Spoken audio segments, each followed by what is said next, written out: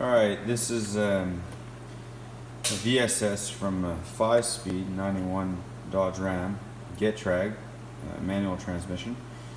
You can see here that the gears look fine, and the gears on the inside of the transmission at the end of the drive shaft look fine as well. So we hear some noise that's coming, it sounds like the cluster's making a noise, but in essence it might be somewhere down here. Anyway, when I spun this, it was clicking.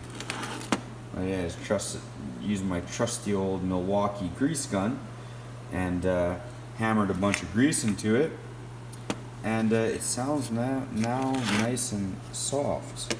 So if you're having problems with noises in the gauge cluster of a 91 Ram Dodge D350, perhaps you might want to grease this nipple. Now, I would have greased this nipple if I could, but this guy wouldn't fit in the angle in the transmission tunnel.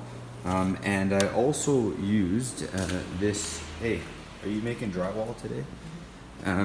There's a grease gun somewhere around here. Yeah, this guy, also smaller, would not work.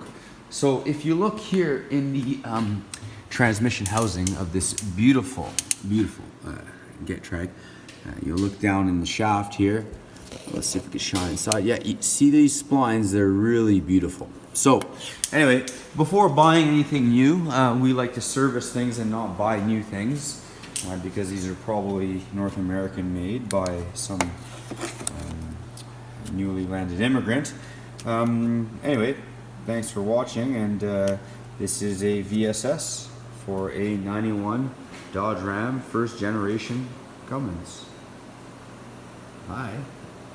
Mexico. Mexico?